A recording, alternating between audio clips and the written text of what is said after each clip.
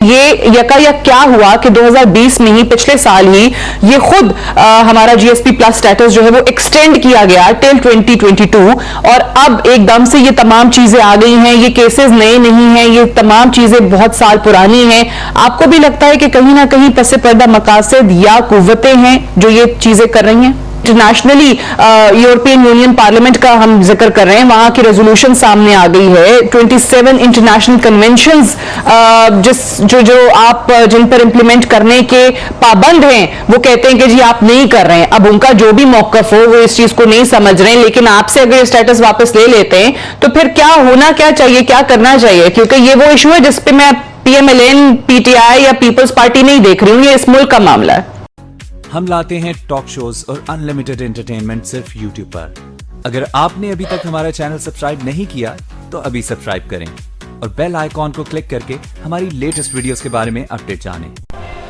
पाकिस्तान ने सोचा नहीं था कि फ्रांस से पंगा लेना उसको इतना महंगा पड़ जाएगा कि उसको खाने के भी नाले पड़ जाएंगे। पाकिस्तान की इमरान सरकार ने अपने जिहादी और कट्टरपंथी नेताओं के दबाव में फ्रांस की सरकार के खिलाफ मोर्चा तो खोल दिया, लेकिन जब फ्रांस ने पलटवार किया तो पाकिस्तान के पसीने छूट गए। जी हाँ, यूरोपीय यूनियन ने पाकिस्तान को जीएसपी की लिस्ट से बाहर निकाल दिया। इसके बाद तो पाकिस्तान की सरकार, पाकिस्तानी मीडिया के होश उड़ गए हैं।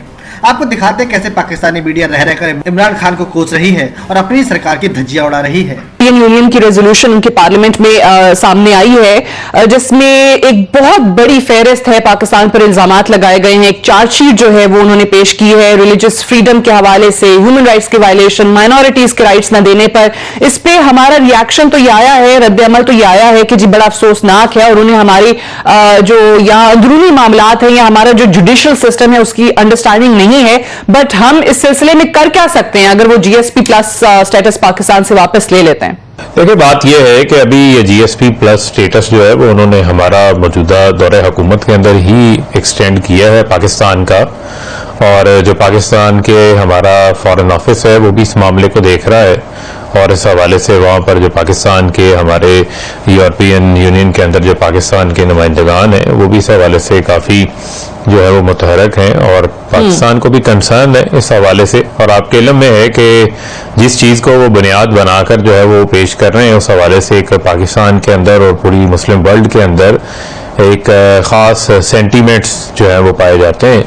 और ये तो नहीं हो सकता कि हम वहाँ पर फ्रीडम ऑफ एक्सप्रेशंस के नाम के ऊपर वेस्ट के अंदर आप जो है वो नबी पाक सल्लल्लाहु अलैहि वसल्लम की जो है वो तौहीन करें और उनकी हुर्मत के लिए तो हमें भी आवाज़ उठाना हमारा भी हक है। और अगर यही बात वज़ीर आज़म साहब ने की कि अगर होलोकॉस्ट के ऊपर जो है वो बात करना जुर्म है तो इस पर भी बात करना फिर जो है वो जुर्म होना चाहिए, क्योंकि जज्बात तो फिर सबके एक जैसे हैं और हमारे तो इससे ज़्यादा जज्बात जो है वो मजरूह होते हैं। जी, बट वो इसी रेजोल्यूशन में आपने देखा वो मेंबर जो हैं उन्होंने कहा कि जी पाकिस्तानी वजीर आजम इमरान खान जो हैं वो कैसे हॉलोकास्ट को इस चीज से रिलेट कर सकते हैं, ये उनके अल्फाज थे इस स्पीच के दौरान।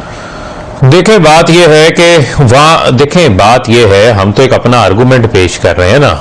हमारा तो मानना यह है कि आप फ्रीडम ऑफ एक्सप्रेशन के नाम के ऊपर, जो मैं समझता हूँ कि एक हमारा व्यू है कि फ्रीडम ऑफ एक्सप्रेशन के ऊपर आप किस तरह किसी एक मजहब से ताल्लुक रखने वाले लोगों की जो है वो दिल आज़ारी कर सकते हैं। अगर एक ख़ास मजहब के लोगों को एक जो हिस्ट्री में एक इवेंट हुआ, अगर उस पर बात करने के ऊपर उनको तकलीफ होती है, उस वजह से उसको उन्होंने वहाँ पर बैन कर दिया, जुर्म बना दिया, तो क्यों फिर इसको क्यों ना जुर्म बनाया जाए? फिर ये दोहरा मेयार क्यों चल सकता है? तो मैं समझता हूँ कि इसके ऊपर जो वज़ीर आज़म साहब ने भी एक वे फॉरवर्ड जो है वो पेश किया कि तमाम हमारे जो मुस्लिम ममालिक हैं वो इकट्ठे होकर इस पे आवाज बुलंद करें और इसको यकीनन जो है वो हमारा फॉरेन ऑफिस देख रहा है, इसको रिस्पॉन्ड भी किया है, फॉरेन ऑफिस देख रहा है। बिल्कुल ठीक है। अब लेकिन मुझे ये बताएं जावेद अब्बासी साहब, ऑब्वियसली ये मामला जो है बहुत सेंसिटिव है, बड़ी रिलीजियस सेंसिटिविटीज इससे जुड़ी हुई हैं।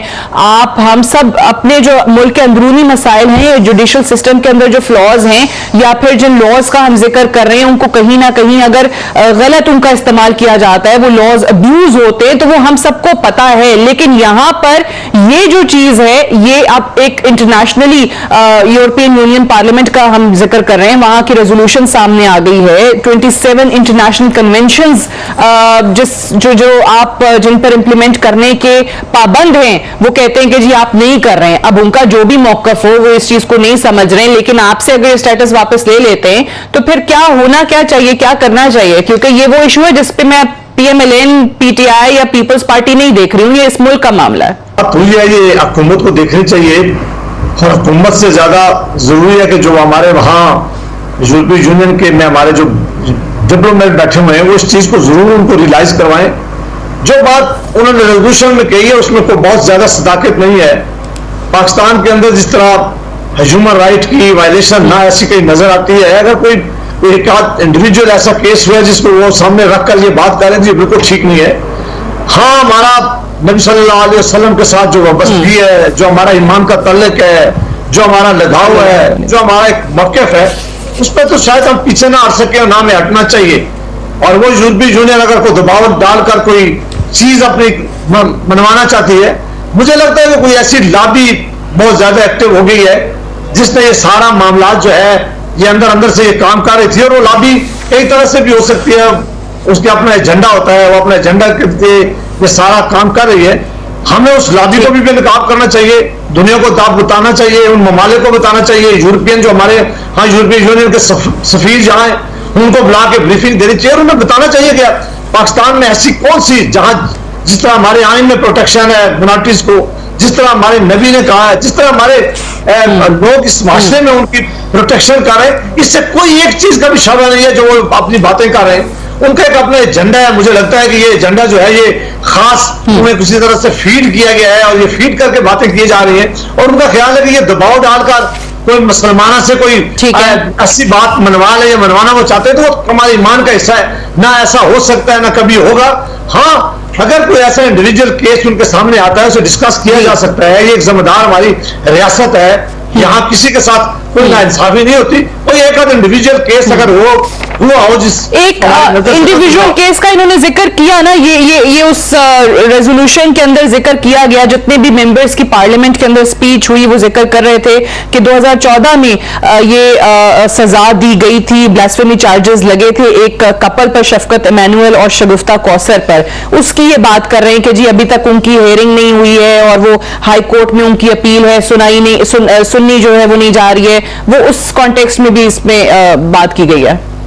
हजारों और केसेस हैं जो हाई कोर्ट और सुप्रीम कोर्ट ऑफ पाकिस्तान में पेंडिंग्स हैं। एक अपील है, उसका तरीकाकार है, उसके मुताबिक लगती है।